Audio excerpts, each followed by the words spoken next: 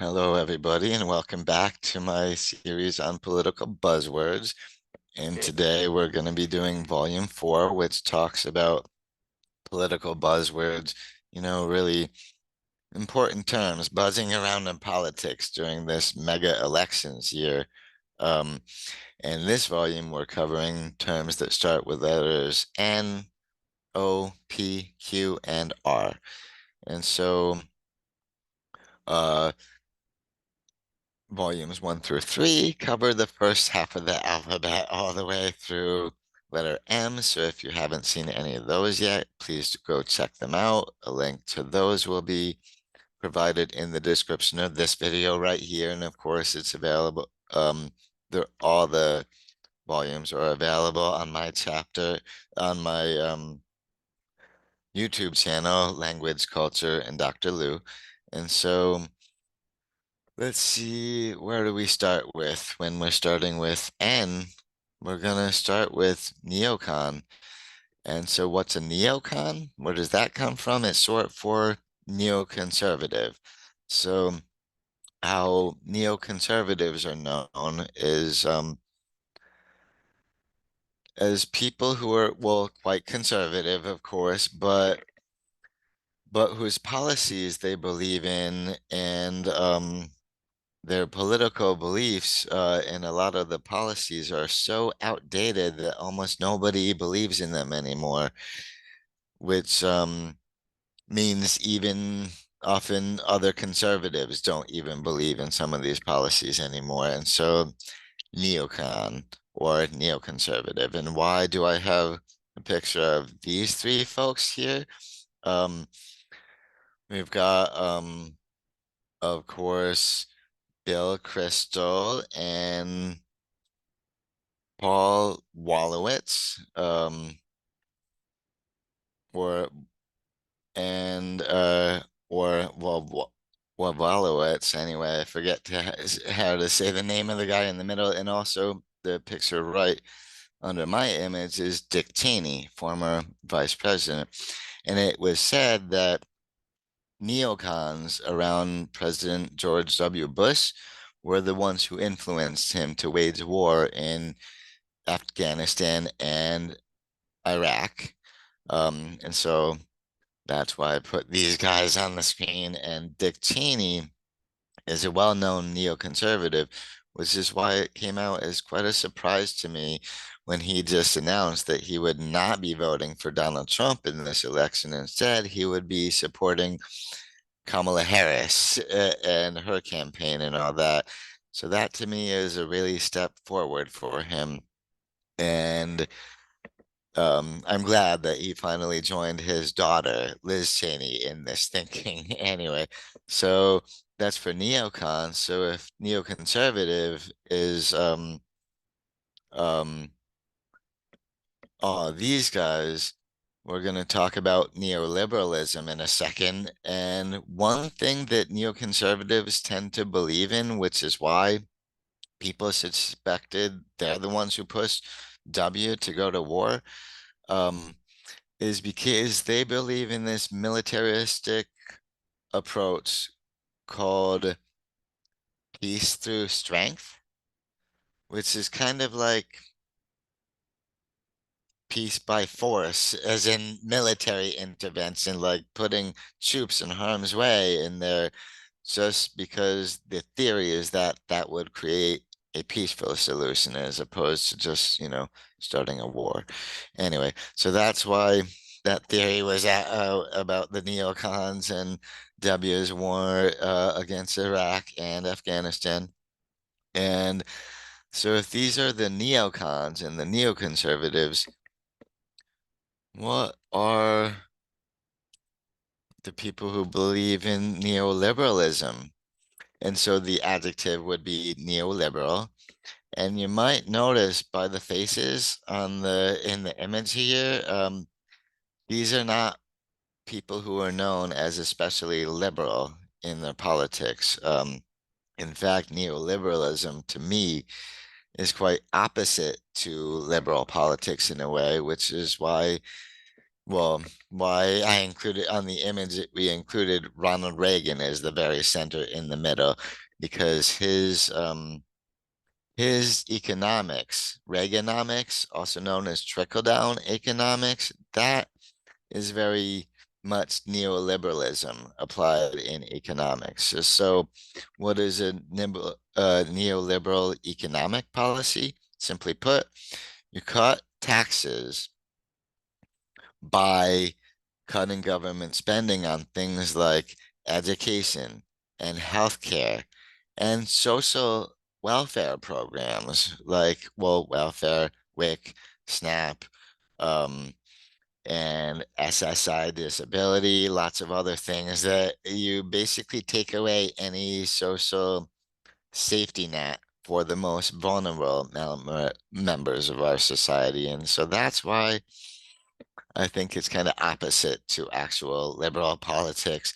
And so Ronald Reagan's trickle-down economics was he gave a lot of big tax cuts to rich people and big corporations under the theory that then all the savings and all the extra money in the upper class would trickle down to the rest of us.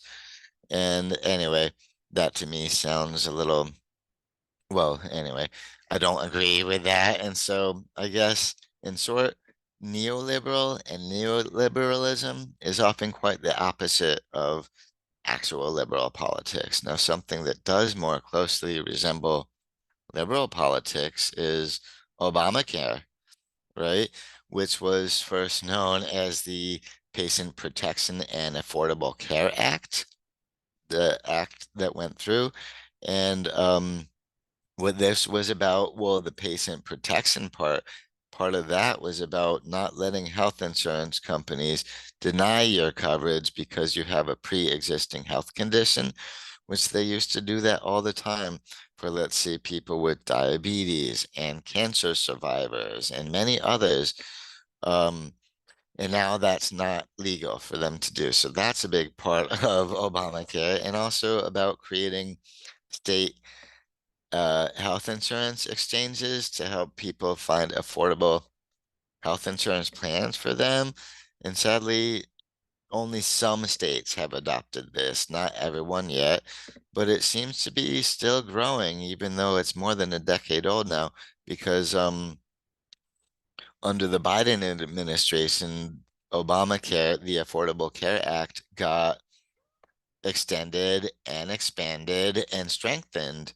So that's still something on the minds of the American people in politics. And so that's part of why um, Kamala Harris keeps reminding us that the Biden administration strengthened this. And of course, I said this seems to me like liberal politics, but the funny thing is that this was based around, well, what came before Obamacare was Romney Care in Massachusetts. Sorry, excuse me.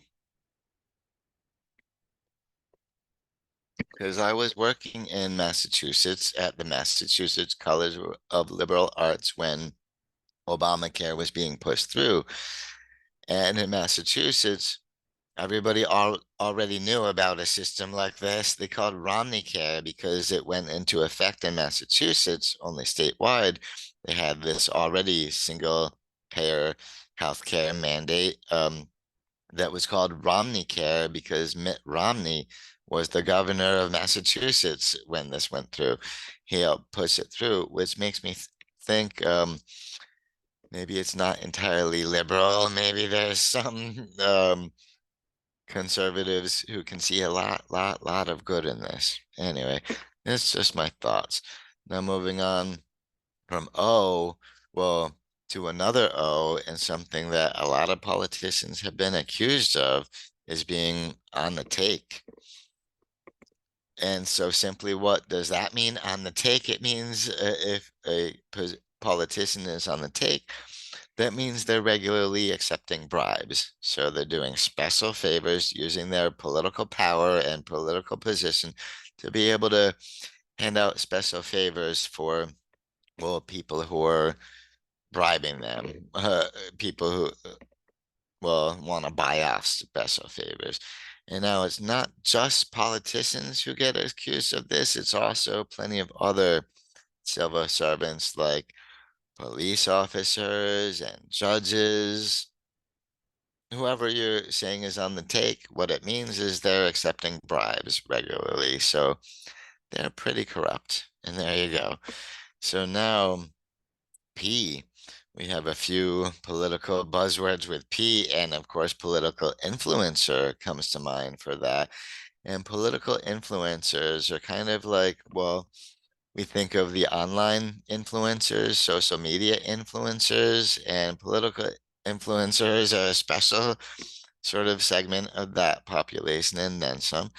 Um, and so we have often these influencers, often we get, these online pseudo celebrities, social media celebrity status, who will get their followers to use the products that they use or buy the things that they like, or in political influencer perspective, it's support the policies that they support or support the politicians that they support.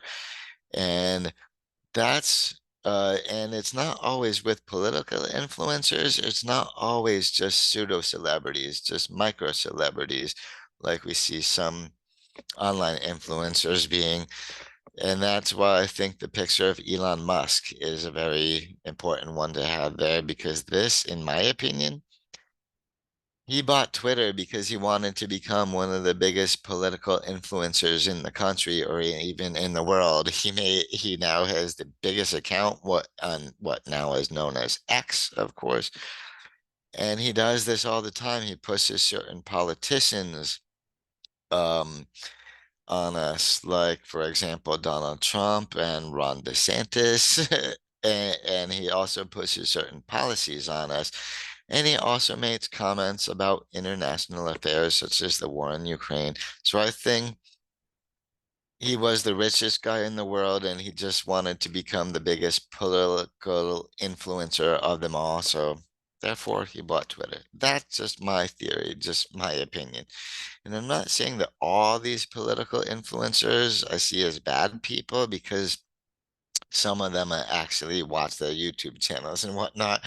But I have to always take it with a grain of salt, because I know they're projecting a certain political point of view, political perspectives. So you got to take everything they say with a little grain of salt. Try to, yeah, look at it from a farther perspective back, from farther back.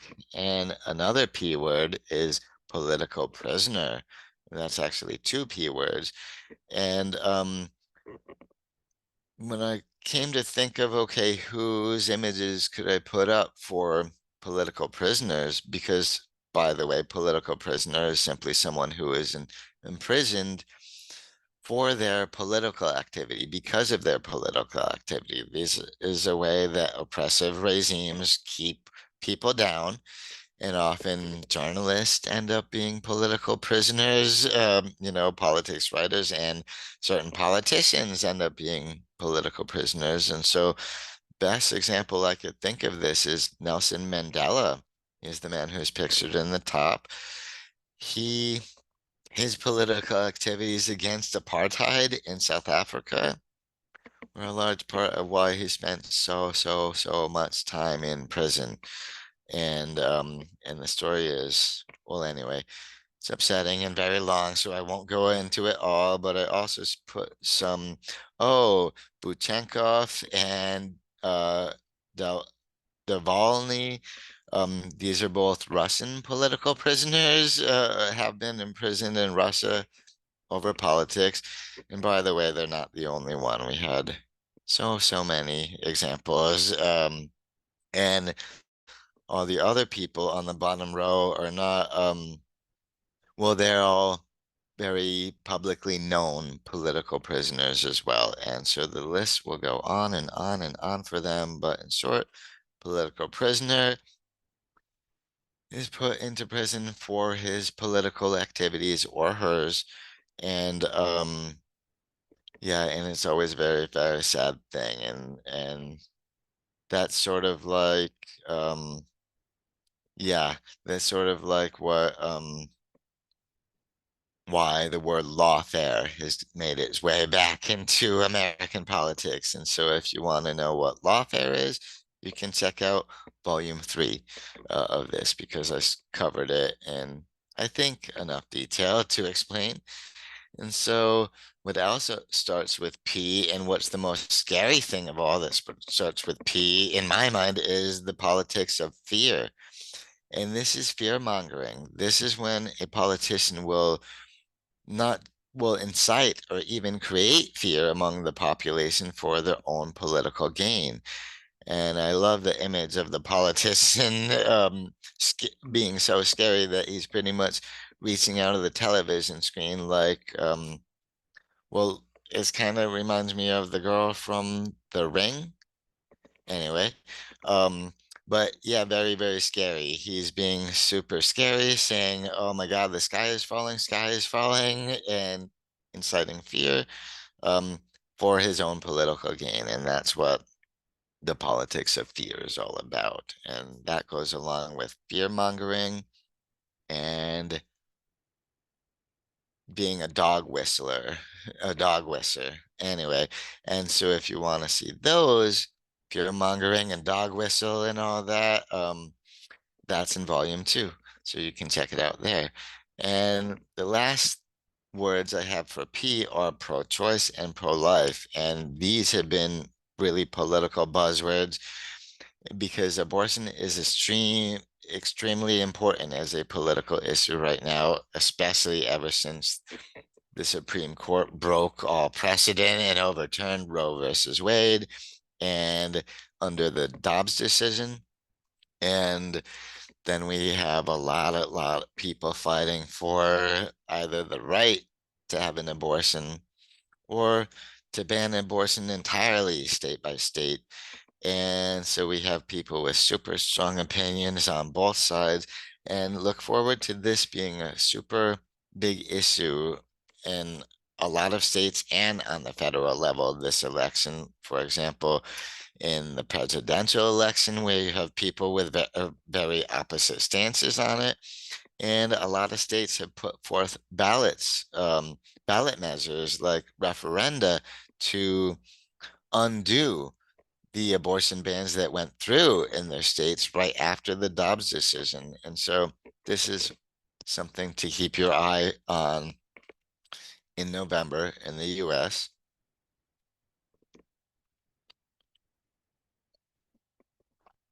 And now I have Q is for QAnon.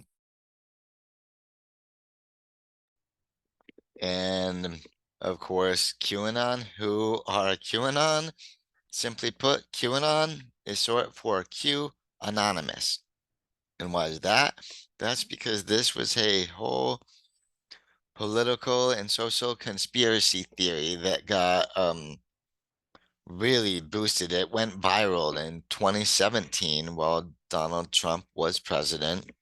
And why QAnon? Because it came from the crazy, well, online statements, online rantings of an anonymous individual or group of individuals, anonymous group, or one individual we don't know because anonymous, and they were referred to as Q. So not the James Bond Q and not the Star Trek Q, just Q. Uh, and they started the conspiracy theory. And why were the QAnon folks like the most visually recognizable one is the shaman dressed guy in the center of this photo here.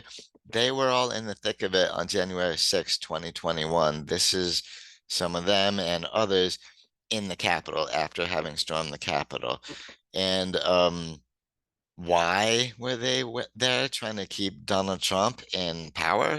Um, because as far as the political conspiracy theory goes, he was the enemy. Well, this terrible group of the worst kind of people you can imagine were trying to take down Donald Trump. So their theory was keeping him in power is their best hope of survivals against this terrible thing that's going on. And so, by the way, who are the terrible people who will be trying to take down on Donald Trump?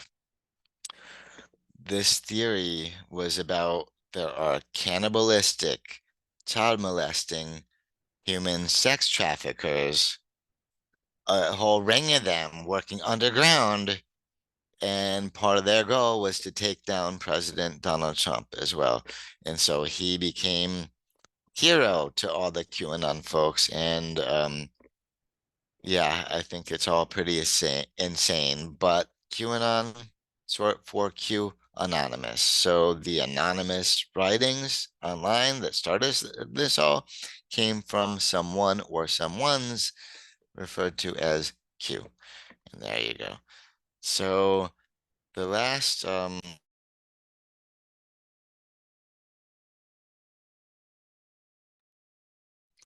the last one that I would like to talk about is R is for right winger. And so I know right winger, okay, this is sort of a derogatory term. It's kind of an insult. And so I'm sorry to use it here, but I'm just trying to keep things balanced from my first video, first volume, which was letters A, B, and C. B was for bleeding heart. And so I had a picture of a cartoon of Bernie Sanders in a hospital room getting diagnosed with the bleeding heart. And that one's insulting too, to call somebody a bleeding heart liberal. So I figured I would balance it out there and give the opposite as well, right winger. That, of course, is somebody who believes strongly in right wing politics and really supports right wing politicians. And that's why I thought that a picture of Marjorie Taylor Greene putting on a MAGA hat was a perfect example because in Congress for the last few years, she has been one of Donald Trump's biggest cheerleaders and biggest attack dogs in Congress. And so, perfect example of a right winger. More white wingers that we could,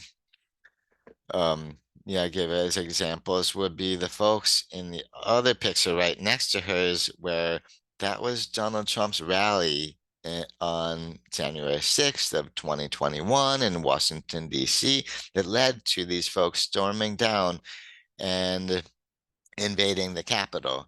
So this rally ended up in a riot slash insurrection, however you want to put it. So they're certainly far right wingers, those folks who are considering themselves patriots, but very, very right wing. And like I said, QAnon was right in the thick of it. So they are definitely right wingers as well. So that's right winger, somebody who supports really far right-wing politics and right-wing politicians. And there you go. And so thank you so much for watching volume 4. I'm glad we were able to get all the way to R this time. Look forward to S and T, a lot of S words and T words in volume 5. And throughout volumes 5 and 6, we will finish the alphabet. And so there you go. Thank you so much for everybody who watches my videos, and especially to everybody who sticks around to the very end. So thank you very much. I appreciate that. So please give this video a thumbs up. And if you haven't subscribed to the channel yet, please do. And also please check out all the other volumes of political buzzwords. I would really appreciate it. So thank you very much again. And I will see you around next time. Bye-bye.